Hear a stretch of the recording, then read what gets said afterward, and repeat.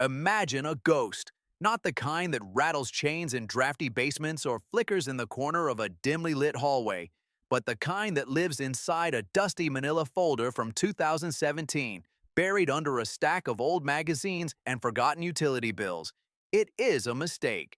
Perhaps it was a decimal point placed in the wrong column by a tired hand. Maybe it was a deduction you weren't quite certain about, but decided to claim anyway because the rules felt like a foreign language. Or, as is increasingly common in our modern era of side hustles and digital gold, it's a mountain of income from freelance work or crypto trades that you simply didn't report because, at the time, the world felt like it was ending and your immediate survival felt more important than the state's share. For the vast majority of people, this financial skeleton is a source of quiet, corrosive, and constant dread. They wake up in the middle of the night wondering if today is the day the letter arrives. They believe the government possesses an infinite memory, an unlimited reach, and a permanent grip on their throat that will never loosen. They see the tax authority as an all-seeing eye that never blinks. But the law, in its cold, calculated, and arguably cynical wisdom, disagrees with that assessment. There is a concept called the statute of limitations, and it is not just a dry piece of legal jargon. It is the most powerful, least understood, and most effective reset button in the entire financial universe. To understand it is to understand the architecture of freedom. Think about two taxpayers, Arthur and Leo. Both are successful professionals, and both made an identical, catastrophic error on their 2018 tax returns. The mistake resulted in $50,000 of unpaid taxes. Arthur lives in a state of perpetual fear. He doesn't move his money into high-yield accounts because he's afraid of attracting attention. He doesn't start the new business he's been dreaming about because he doesn't want to register new entities. Every time a heavy envelope with an official government logo appears in his mailbox, his heart skips a beat and his palms go cold. He has been living in a mental prison for years because he believes his debt is eternal. Leo, on the other hand, understands the mathematics of time. He has studied the invisible walls that define our legal system. He knows that for the taxman, the window of pursuit is not an endless tunnel. It is a bridge with a clearly documented end. While Arthur hides, Leo makes his capital work for him, knowing exactly when his mistake shifts from a potential crime into a historical footnote. Before we look at the numbers, we have to ask why this exists. Why would a government ever let you off the hook? It isn't out of mercy. It's out of a desperate need for systemic stability. If the state could dig up a receipt from 30 years ago and ruin your life today based on a miscalculation of a car sale in the 90s, the entire concept of financial risk would vanish. Businesses couldn't value themselves, and investors would never put capital to work if they knew a ghost from 3 decades ago could manifest at any moment. The statute of limitations is a social contract. The state essentially says we have the resources, we have the right, and we have a specific amount of time to find you. If we fail to do so within that window, we concede the game in the name of keeping the gears of the economy turning. The general rule, the golden standard, is 3 years. From the exact second you press the submit button on your tax software or hand that envelope to a courier, a silent and relentless countdown begins. 1,095 days. That is your window of vulnerability. It is important to remember that these clocks do not start on New Year's Day. They start on the date the return was actually filed or the official deadline, whichever comes later. If the tax inspector hasn't initiated an audit or sent a formal notice by the end of that 3-year window, the ghost evaporates. The folder in the archive becomes scrap paper. Your error is protected by law as securely as a bank vault. For honest mistakes, typos, misunderstandings of complex rules, or lost documentation, this 3-year rule is your greatest ally. But the world of finance is rarely that simple, and as a fox, I am paid to see the traps others miss. There is a secondary layer known as the substantial understatement trap.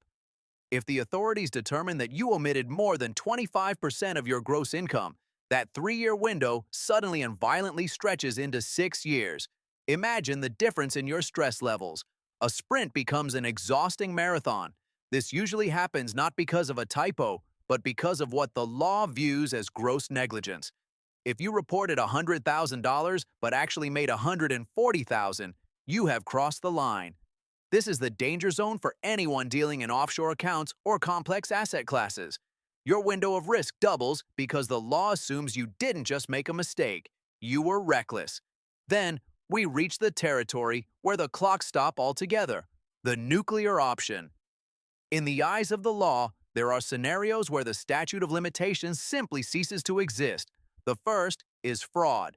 If the government can prove you intended to deceive, that you built a lie using fake invoices, shell companies, or double bookkeeping, there is no expiration date. Malice has no sunset. A lie is a debt that the state reserves the right to collect until the day you die. The second scenario is the most common and the most avoidable: failure to file. There is a persistent myth that if you never file a return, the government will eventually forget about you. This is a catastrophic misunderstanding. The clock only starts when you file. If you don't file, the timer never moves from zero. You are essentially granting the state a permanent, lifelong warrant to investigate you whenever they feel like it.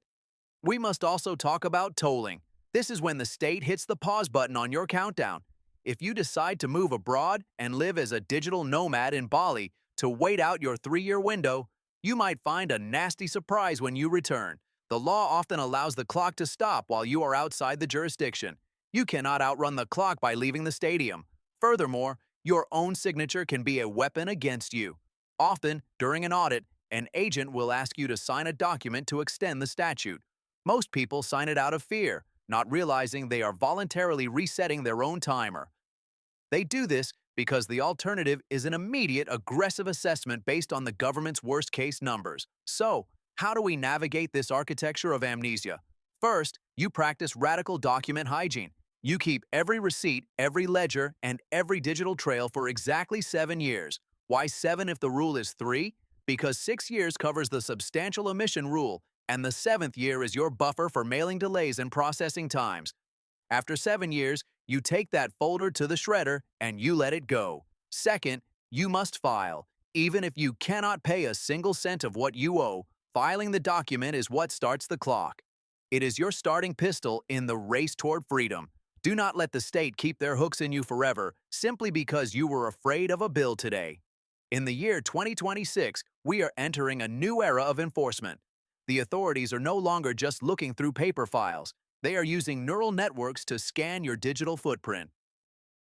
If your social media shows a lifestyle of luxury, while your tax return shows a lifestyle of poverty, you are flagging yourself for that 6-year window before an auditor even sits down at their desk.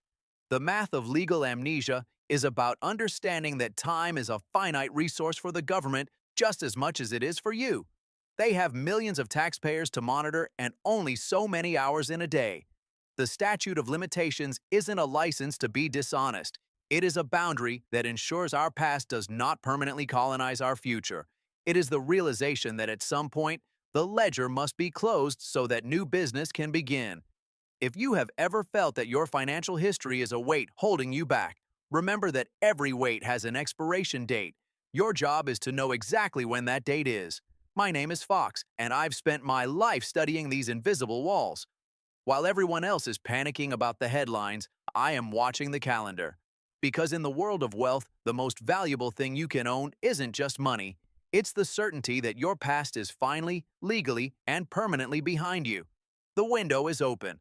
The clock is ticking. What you do with that time is entirely up to you. Let's look at the data.